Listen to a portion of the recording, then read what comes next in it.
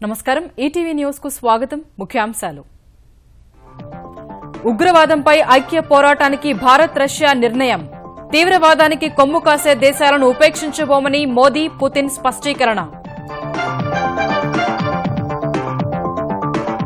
రక్షణ ఇంధన రంగాల్లో ఇరు దేశాల మధ్య 16 ఒప్పందాలు ఏపీలో ఆకర్షణీయ నగరాలు నౌకా నిర్మాణ కేంద్రానికి రష్యా సహకారం వారణాసిలో విషాదాంతమైన ఆధ్యాత్మిక కార్యక్రమం తొక్కిసలాటలో 24 మంది మృతి సమగ్ర విచారణకు ఆదేశించిన యూపీ సర్కారు నవ్యాంధ్ర రాజధానిలో తాగునీటి సరఫరాకు సీఆర్డీఏ కార్యాచరణ 29 గ్రామాల్లో పంపిణీకి ఎన్టీఆర్ ట్రస్టుతో ఒప్పందం అంకుర నగరాల్లో హైదరాబాద్ ను టాప్ 10 లో నిలపడమే లక్ష్యమన్న కేటీఆర్ సిలికాన్ వ్యాలీలో టీ బ్రిడ్జ్ కేంద్రం ప్రారంభం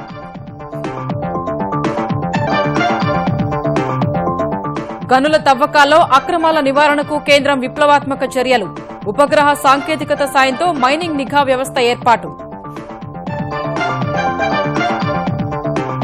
రేపటి నుంచి భారత్ న్యూజిలాండ్ వన్డే సిరీస్ ధర్మశాలలో తొలి మ్యాచ్ టెస్టు సిరీస్ ఊపు కొనసాగించాలనే పట్టుదలతో ధోనీసేన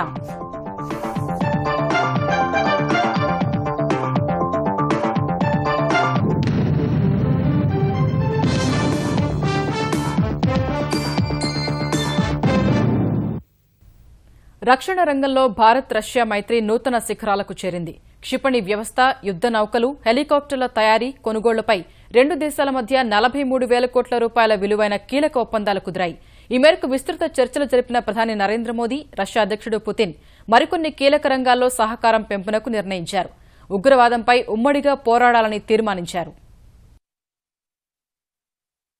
ఆదివారం జరగనున్న బ్రిక్స్ వార్షిక సదస్సు కోసం భారత్ వచ్చిన రష్యా అధ్యక్షుడు వ్లాదిమిర్ పుతిన్తో ప్రధాని నరేంద్ర మోదీ సరికొత్త స్నేహగీతం ఆలపించారు బ్రిక్స్ సదస్సు జరగనున్న గోవాలో ఇరువురు ద్వైపాక్షిక చర్చలు జరిపారు అనంతరం రక్షణ సహా కీలక రంగాల్లో భారత్ రష్యా 16 అవగాహన ఒప్పందాలు కుదుర్చుకున్నాయి $500 కోట్ల వ్యయంతో అత్యాధునిక S-400 ట్రంప్ గగనతల రక్షణ వ్యవస్థను భారత్కు విక్రయించేందుకు రష్యా అంగీకరించింది ఈ ఒప్పందం అమలుతో 400 కిలోమీటర్ల దూరంలో ఉన్న బహుళ లక్ష్యాలను ఒకేసారి ఛేదించే శక్తివంతమైన క్షిపణి వ్యవస్థ భారత్ సొంతం కానుంది అత్యాధునిక కమోవ్ 226T హెలికాప్టర్లను భారత్లో సంయుక్తంగా ఉత్పత్తి చేయాలని నిర్ణయించిన రెండు దేశాలు ఇందుకోసం దాదాపు $100 కోట్ల విలువైన ఒప్పందం కుదుర్చుకున్నాయి ఇలా దేశీయంగా తయారు కానున్న 200 హెలికాప్టర్లు ప్రస్తుతం భారత్ ఉపయోగిస్తున్న చీతా చేతక్ హెలికాప్టర్ల స్థానాన్ని భర్తీ చేయనున్నాయి 4 యుద్ధ నౌకల్ని సంయుక్తంగా నిర్మించాలని భారత్ రష్యా అంగీకారానికి వచ్చాయి రక్షణ రంగం సహా ఇంధనం విద్యుత్ నౌకా నిర్మాణం రోదసీ ఆకర్షణీయ నగరాలు మరికొన్ని రంగాల్లో సహకారాన్ని పెంచుకోవాలని భారత్ రష్యా నిర్ణయించాయి ఆంధ్రప్రదేశ్లో ఆకర్షణీయ నగరాలు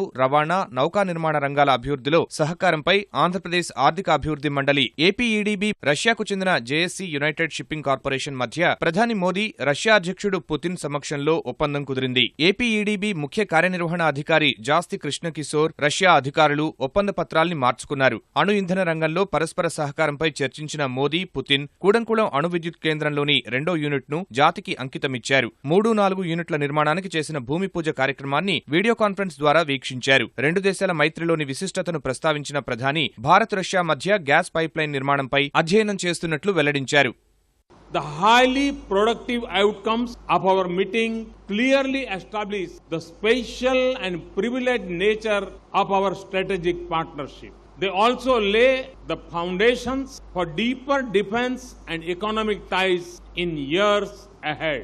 The agreements on manufacturing of Kamov 226T helicopters, constructions of frigates and acquisition and building of other defense platforms are in synergy with India's technology and security priority. They also help us in achieve the objectives of Make in India.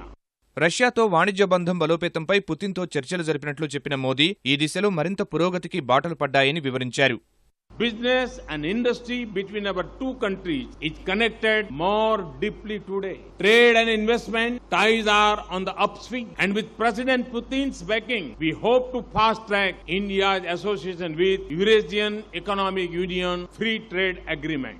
Our efforts for early setting up of the investment fund of $1 billion between National Investment and Infrastructure Fund NIIF and Russia Direct Investment Fund RDIF will help advance our infrastructure partnership.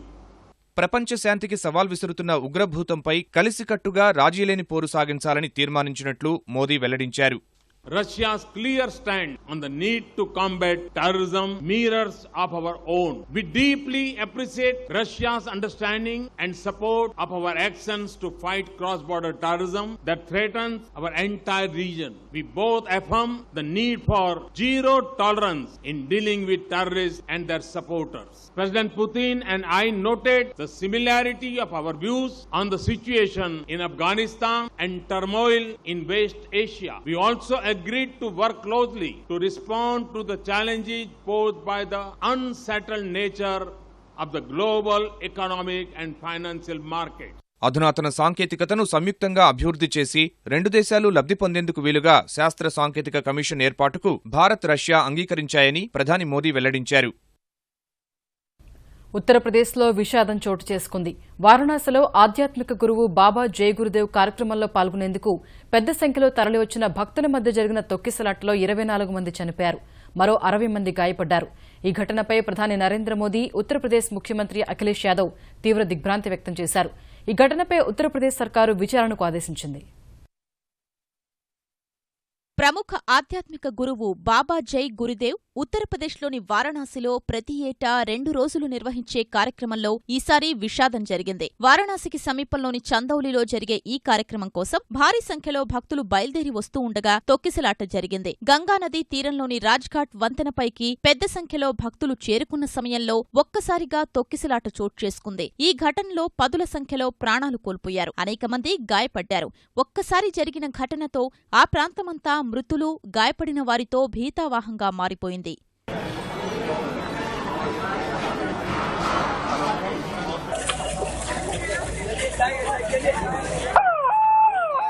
తొక్కిసలాట జరిగిన వెంటనే అదనపు బలగాల్ని రంగంలోకి దింపిన పోలీసులు పరిస్థితిని అదుపు చేశారు. క్షతగాత్రుల్ని సమీపంలోని ఆస్పత్రులకు తరలించి చికిత్స అందించే ఏర్పాట్లు చేశారు.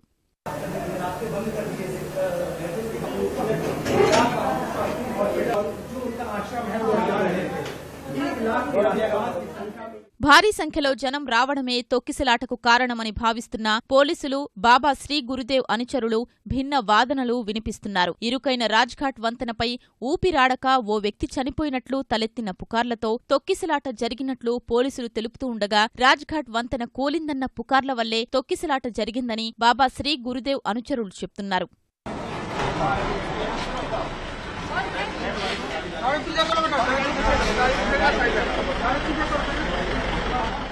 ఈ ఘటనపై తీవ్ర దిగ్భ్రాంతి వ్యక్తం చేసిన ప్రధాని నరేంద్ర మోదీ మృతుల కుటుంబ సభ్యులకు 2 లక్షల రూపాయలు, క్షతగాత్రులకు 50,000 రూపాయలు ఇవ్వనున్నట్లు తెలిపారు. యూపీ ముఖ్యమంత్రి అఖిలేష్ యాదవ్ రాష్ట్ర ప్రభుత్వం తరపున మృతుల కుటుంబాలకు 2 లక్షలు, గాయపడిన వారికి 50,000 పరిహారం ప్రకటించారు. దేశంలో అక్రమ మైనింగ్ను అరికట్టే దిశగా కేంద్రం విప్లవాత్మక చర్యలు చేపట్టింది.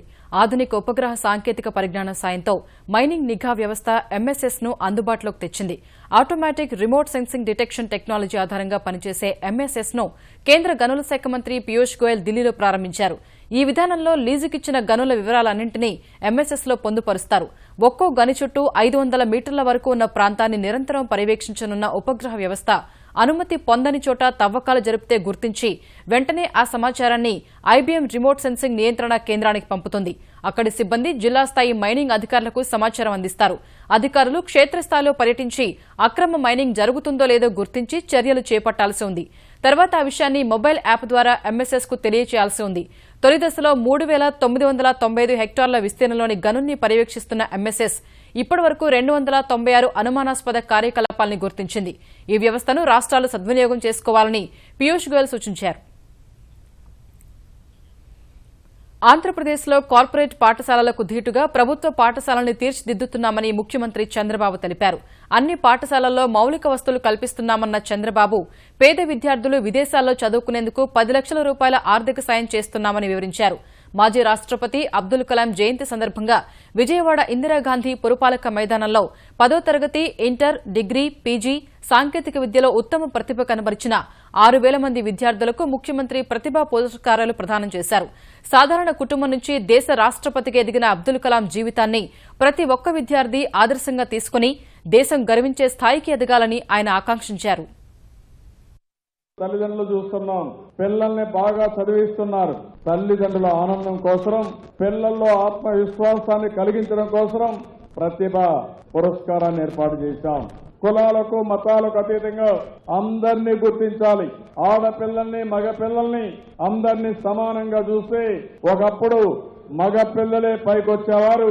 ఈ రోజు చూస్తే మగ పిల్లల కంటే ఆడపిల్లలే బ్రహ్మాండంగా రాణిస్తున్నారంటే అది వాళ్ళకుండే ప్రతిభాశక్తి. పశ్చిమ గోదావరి జిల్లాలో ఏర్పాటు చేయాలని తలపెట్టిన Godavari mega aqua food park ను తీర ప్రాంతానికి తరలించాలని జనసేన అధ్యక్షుడు పవన్ కళ్యాణ్ ఆంధ్రప్రదేశ్ ప్రభుత్వానికి విజ్ఞప్తి చేశారు. ఆక్వా ఫుడ్ పార్క్ ఏర్పాటును వ్యతిరేకిస్తూ ఆందోళన చేస్తున్న జిల్లాలోని వివిధ గ్రామాల రైతులు విశ్వ మానవ వేదిక ఆధ్వర్యంలో హైదరాబాద్ లో పవన్ ను కలిసి తమ సమస్యను వివరించారు. ఆక్వా పార్క్ ను వ్యతిరేకిస్తూ తాము ఆందోళన చేస్తుంటే కేసుల పేరుతో వేధిస్తున్నారని రైతులు పవన్ దృష్టికి తీసుకొచ్చారు. ఈ దశలో రైతులకు సంఘీభావం తెలిపిన పవన్ కళ్యాణ్ ఆక్వా పార్క్ కోసం ఉభయ గోదావరి జిల్లాలను సస్యశ్యామలం చేస్తున్న గోదావరిని కలుషితం చేయొద్దని ప్రభుత్వాన్ని కోరారు. పారిశ్రామిక అభివృద్ధికి తాను వ్యతిరేకం కాదన్న పవన్ ఫుడ్ పార్క్ పై వెనక్కి తగ్గకుంటే శాంతియుత ఉద్యమం చేస్తానని ప్రకటించారు. ఈ రోజు అభివృద్ధి ఎలా ఉండాలంటే, గ్రామాల్లో అభివృద్ధి కావాలంటే 10 మందికి నష్టపోతే 100 మందికి ఉపాధి కలిగేలా ఉండాలి. ఈ రోజు మా 30 గ్రామాల పరిస్థితి ఎలా ఉందంటే 100 మందికి నష్టం కలిగి 10 మందికి అభివృద్ధి జరిగేలా ఉంది. ఖచ్చితంగా ఈ రోజు మా ఈ గ్రామాల నుంచి ఫ్యాక్టరీ వేరే చోటకి తొలగించాలని మేము కోరుకుంటున్నాం. మన దేశంలో మనకు ముఖ్యంగా మన పారిశ్రామిక ప్రగతికి ఎవరు కూడా అడ్డం కాదు. నాకు కూడా పారిశ్రామిక ప్రగతి నాకు చాలా పెద్దపీట వేస్తాను. పరిశ్రమకి లైసెన్స్ ఇచ్చేటప్పుడు కానీ, దానిని నడపాల్సిన పరిస్థితులు ఉన్నప్పుడు కానీ ఇవన్నీ ఆలోచించి తీసుకోవాలి. ముఖ్యంగా అది సముద్రానికి దగ్గరలో, తీర ప్రాంతం దగ్గరికి తీసుకెళ్లమని అందరూ అడుగుతున్నారు. నా విన్నపం తెలుగుదేశం ప్రభుత్వానికి, ముఖ్యమంత్రి గారికి ఏంటంటే, దయచేసి ఒక కమిటీని ఏర్పాటు చేసి ఆ కమిటీ తోటి ప్రజలతోటి డైరెక్ట్ గా మాట్లాడమని చెప్పి అందరూ ఉన్నట్టుగా నిజంగా సమస్య ఉంది ఇక్కడ అనుకున్నప్పుడు దీన్ని దయచేసి తీర ప్రాంతానికి జరపాల్సిందిగా, ఈ పరిశ్రమని ఇక్కడ ఉండకూడదు నేను కోరుకుంటున్నాను. ప్రపంచంలోని 10 అంకుర నగరాల్లో హైదరాబాద్ను ఒకటిగా నిలపాలన్నదే తమ ప్రభుత్వ లక్ష్యమని తెలంగాణ ఐటీ శాఖ మంత్రి కేటీఆర్ పునరుద్ఘాటించారు. తెలంగాణలోకి పెట్టుబడులు ఆకర్షించేందుకు అమెరికాలో పర్యటిస్తున్న మంత్రి హైదరాబాద్లోని అంకుర సంస్థలను ప్రపంచ దేశాలతో అనుసంధానం చేసే టీ బ్రిడ్జ్ ని సిలికాన్ వ్యాలీలో ప్రారంభించారు. ఊబర్, టై సిలికాన్ వ్యాలీతో కలిసి టీ బ్రిడ్జ్ ను ఏర్పాటు చేశారు. అమెరికాలో టీ హబ్ అవుట్ పోస్ట్ ఏర్పాటు చేయడం సంతోషంగా ఉందన్న ఐటీ మంత్రి తెలంగాణకు చెందిన అంకుర సంస్థలకు ప్రపంచ స్థాయి గుర్తింపు లభిస్తోందని సంతోషం వ్యక్తం చేశారు. ఇక భారత్లో అత్యంత వేగంగా అభివృద్ది చెందుతున్న ప్రాంతంగా తెలంగాణను అభివర్ణించిన ఊబర్ సంస్థ సీనియర్ ఉపాధ్యక్షులు రేచల్ వెట్స్టోన్ అంకుర సంస్థల నిర్వహణకు హైదరాబాద్ నగరం అత్యంత అనుకూలంగా ఉందని ప్రశంసించారు. ఈ ఏడాది వర్షాలు సమృద్దిగా పడినందున రబీలో వ్యవసాయానికి 9 గంటలు నిరంతర విద్యుత్ ఇస్తామని చెప్పిన తెలంగాణ సర్కార్ అందుకు అనుగుణంగా ఏర్పాట్లు చేస్తోంది. ఈ మేరకు వచ్చే రబీలో వ్యవసాయం కోసం 10,000 మెగావాట్ల విద్యుత్ అందించేందుకు ఏర్పాట్లు చేస్తున్నట్లు తెలంగాణ నీటిపారుదల శాఖ మంత్రి హరీష్ రావు తెలిపారు. వరంగల్ ఎనిమామల మార్కెట్ పాలక మండలి ప్రమాణ స్వీకార కార్యక్రమంలో పాల్గొన్న హరీష్ పండించిన పంటను నిల్వ చేసేందుకు 17 లక్షల మెట్రిక్ టన్నుల సామర్థ్యం గల గిడ్డంగులను నిర్మించనున్నట్లు వెల్లడించారు. వరంగల్లో 11 కోట్ల రూపాయలతో పళ్లు, కూరగాయలు, వెల్లుల్లి మార్కెట్లను ఏర్పాటు చేస్తామని హామీ ఇచ్చారు. రాబోయే రబీ పంటలో కాలం మంచిగా అయింది. బోర్లన్నీ ఛార్జ్ అయినాయి, బాయిలన్నీ ఎండిపోయిన బాయిలు మళ్లీ పూర్తిగా నీళ్లు వచ్చినాయి. రైతులు కొత్త మోటార్లు పెట్టుకుంటారు, కొత్త కనెక్షన్లు తీసుకుంటారు. విద్యుత్ వినియోగం పెరుగుతుందనేటువంటి విషయాన్ని దృష్టిలో పెట్టుకోండి. ఇప్పటిదాకా మన రాష్ట్రంలో ఎక్కువ వాడిన కరెంటు 6,500 మెగావాట్లు. కానీ వచ్చే రబీలో విద్యుత్ అవసరాన్ని దృష్టిలో పెట్టుకొని ప్రభుత్వం 10,000 మెగావాట్ల కరెంట్ అయినా ఇవ్వడానికి సిద్ధంగా ఉన్నది రైతుల కోసం అని చెప్పి నేను మనవి చేస్తా ఉన్నా. అమరావతి రాజధాని నగర పరిధిలోని 29 గ్రామాల్లో ఎన్టీఆర్ సుజల పథకం ద్వారా స్వచ్ఛమైన శుద్ది చేసిన తాగునీరు అందించేందుకు ఎన్టీఆర్ మెమోరియల్ ట్రస్టుతో రాజధాని ప్రాంత ప్రాధికార సంస్థ ఒప్పందం కుదుర్చుకుంది. విజయవాడలోని సీఆర్డీఏ ప్రధాన కార్యాలయంలో NTR trust CEO T Vishnuvardhan CRDA commissioner Sridhar ఒప్పంద పత్రంపై సంతకాలు చేశారు. ₹2కే 20 లీటర్ల శుద్ధి చేసిన తాగునీరు రాజధాని పరిధిలోని గ్రామాల ప్రజలందరికీ అందించనున్నట్టు ఎన్టీఆర్ ట్రస్ట్ సీఈఓ తెలిపారు. ఇందుకోసం రాజధాని నగర పరిధిలో 2 జలశుద్ది ప్లాంట్లను ఏర్పాటు చేసి 46 జల పంపిణీ కేంద్రాల ద్వారా నీటిని సరఫరా చేస్తామని చెప్పారు. ఈ ప్లాంట్ల నిర్వహణ ఖర్చులను ట్రస్ట్ భరిస్తుందని వివరించారు. ఒక్కో ప్లాంట్ పరిధిలో 20 సరఫరా కేంద్రాలు ఏర్పాటు చేస్తామని తెలిపారు. ఎన్టీ రామారావు కేవలం మనిషి కాదని ఒక వ్యవస్థ అని ముఖ్యమంత్రి చంద్రబాబు కొనియాడారు. కృష్ణా జిల్లా ఉంగుటూరు మండలంలోని పొట్టిపాడులో ఎన్టీఆర్ కాంస్య విగ్రహాన్ని ఆవిష్కరించిన చంద్రబాబు అందరి దేవుళ్ల రూపాన్ని ఎన్టీ రామారావులో చూసుకుంటున్నామని సంతోషం వ్యక్తం చేశారు. ఆయన రాజకీయాల్లోకి రావడమే చరిత్ర అన్న ఆయన పేదలు, రైతులు, సమాజం గురించి ఎన్టీఆర్ అనునిత్యం ఆలోచించారని గుర్తు చేశారు. చాలా మంది చనిపోతే వాళ్ళ గురించి మనం మర్చిపోతాం. కానీ ఎన్ని సంవత్సరాలున్నా తెలుగు వారి గుండెల్లో చిరస్థాయిగా నిలిచిపోయే ఏకైక నాయకుడు నందమూరి తారక రామారావు గారని చెప్పి కూడా నేను మీకు తెలియజేస్తున్నా. ఆయన జీవితంలో ప్రతిరోజు ఆలోచించింది ఒకే మాట చెప్పాడు, సమాజమే దేవాలయం, పేదవాళ్లే దేవుళ్ళని చెప్పిన ఏకైక నాయకుడు ఎన్టీఆర్ భారతదేశంలో. ఆంగ్లేయుల కాలం తర్వాత అభివృద్దికి దూరమైన బందరు పోర్టుకు పూర్వ వైభవం తీసుకొస్తామని ఆంధ్రప్రదేశ్ మంత్రులు దేవినేని వామేశ్వరరావు, నారాయణ, కొల్లు రవీంద్ర తెలిపారు. కృష్ణా జిల్లా మచిలీపట్నం కలెక్టర్ కార్యాలయంలో మచిలీపట్నం ప్రాంత అభివృద్ది సంస్థ మడ తాత్కాలిక కార్యాలయాన్ని మంత్రులు ప్రారంభించారు. ఈ సందర్భంగా నిర్వహించిన బహిరంగ సభ వేదికపై బందరు పోర్టు, పారిశ్రామిక నడవ ఏర్పాటుకు భూమి ఇచ్చేందుకు సుమారు 1500 ఎకరాల విస్తీర్ణానికి చెందిన రైతులు ముందుకొచ్చి మంత్రులకు తమ పట్టా భూముల సమ్మతి పత్రాలు అందజేశారు. అమరావతి ప్రాంతానికి దగ్గరగా ఉన్న బందరు పోర్టు రానున్న రోజుల్లో కీలకమైన ఓడరేవుగా మారుతుందని మంత్రులు ఆశాభావం వ్యక్తం చేశారు. శాంతి భద్రతలు కాపాడడంలో పోలీసులు కీలక పాత్ర పోషిస్తున్నారని తెలంగాణ హోంమంత్రి నాయని నరసింహారెడ్డి అన్నారు. ప్రజల కోసం తమ ప్రాణాలను సైతం పణంగా పెట్టి పోలీసులు సేవలందిస్తున్నారన్న నాయని పోలీసు అమరుల త్యాగాలు అజరామరమని కొనియాడారు. హైదరాబాద్ నెక్లెస్ రోడ్లోని పీపుల్స్ ప్లాజాలో ఏర్పాటు చేసిన పోలీస్ ఎక్స్పో ప్రదర్శనను హోంమంత్రి ప్రారంభించారు. ఈ ప్రదర్శనలో సీఆర్పీఎఫ్, బీఎస్ఎఫ్ సహా పోలీసు విభాగాలకు చెందిన అత్యాధునిక ఆయుధాలు, సైబర్ క్రైమ్ పరికరాలు, కేసుల దర్యాప్తు సందర్భంగా ఉపయోగించే పలు రకాల వస్తువుల్ని ఉంచారు. వివిధ పాఠశాలలకు చెందిన విద్యార్థులు, ప్రజలు పెద్ద సంఖ్యలో హాజరై స్టాళ్లను సందర్శించారు. సైబరాబాద్ పోలీస్ కమిషనరేట్ పరిధిలో సంచలనం సృష్టించిన చిన్నారి హత్య కేసును పోలీసులు ఛేదించారు. ఇంటి పక్కన ఉండే బాలుడే ఈ దారుణానికి ఒడిగట్టినట్టు తేల్చారు.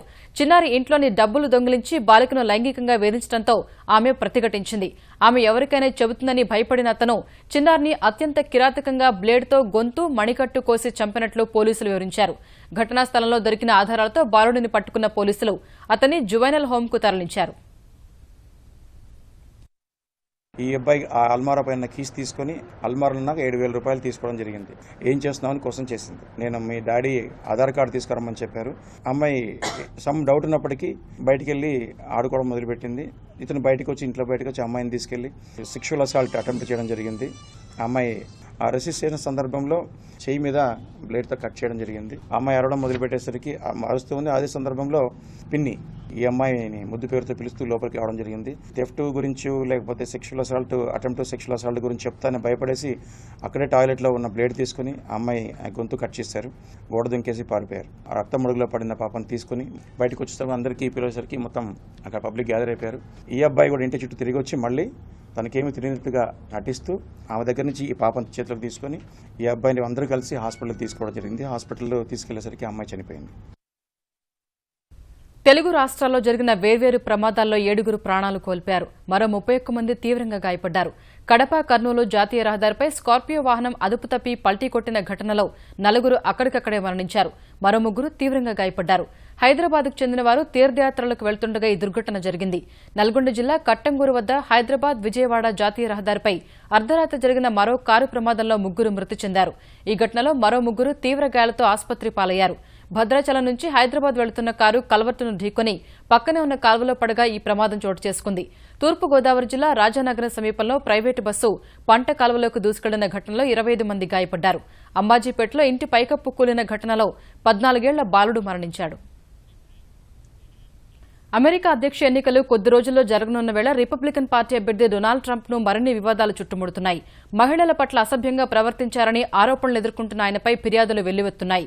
ట్రంప్ తమ పట్ల అభ్యంతరకర రీతిలో వ్యవహరించారని ఇప్పటికే కొందరు మహిళలు ఆరోపించగా గతంలో ఆయనతో కలిసి ద అప్రెంటిస్ రియాలిటీ షోలో పనిచేసిన సమ్మర్ జెర్వోస్ ఆ జాబితాలో చేరారు.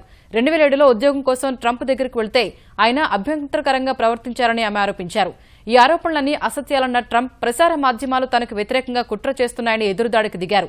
ఇదే తరహాలో జెసికా లిడ్స్ అనే మహిళ చేసిన ఆరోపణల్ని ఆయన తప్పుపట్టారు. సమ్మర్ జెర్వోస్ బంధువు జాన్ బెర్రీ ట్రంప్కు మద్దతుగా నిలిచారు.